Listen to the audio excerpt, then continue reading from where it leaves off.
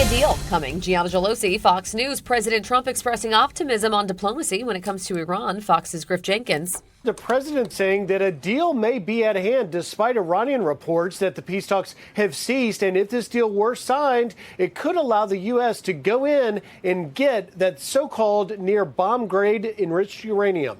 Complicating talks, Israel's increased fighting in Lebanon, which led to friction between President Trump and Prime Minister Netanyahu earlier this week. The State Department now says this. Israel and Lebanon reaffirmed that they have no hostile intent towards one another and committed to continuing direct negotiations to build confidence, resolve all outstanding issues, and work toward a comprehensive agreement between the two countries.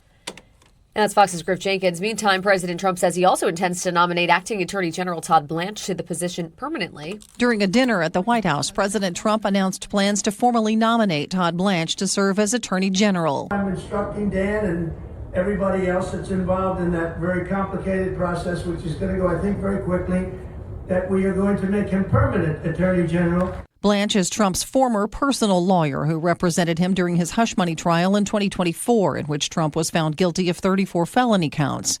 The president's choice of Blanche, who was the deputy to Attorney General Pam Bondi before she was fired from the job, comes amid criticism of Blanche over the rollout of a settlement of Trump's lawsuit against the IRS that included a $1.8 billion anti-weaponization fund. Tanya J. Powers, Fox News. And former Trump administration National Security Advisor John Bolton agrees to plead guilty to a single count of retaining classified information under a deal with the Justice Department that could allow him to avoid prison time. The deal would resolve a criminal case filed in October that charged Bolton with 18 counts of either retaining or sharing diary-like notes with family members.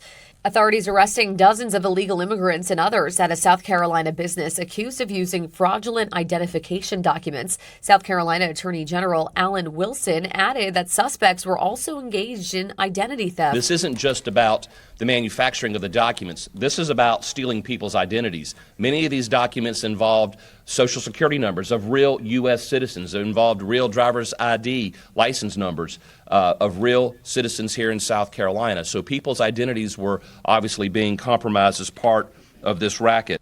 Officials say the investigation into the distribution of fraudulent documents began in 2024 and included cooperation from federal, state, and local law enforcement agencies.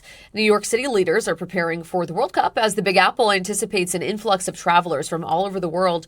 Speaking at a press conference, New York Governor Kathy Hochul says the city's transportation infrastructure is able to handle the increase in ridership. No city is better prepared than New York. No city knows how to handle crowds, extra riders, intercept criminals, online threats, and no city is better prepared to keep its trains and buses running on time. The first World Cup match hosted in the New York City area is between Brazil and Morocco June 13th at MetLife Stadium, 2 days after the tournament kicks off in Mexico. I'm Gianna Gelosi. This is Fox News.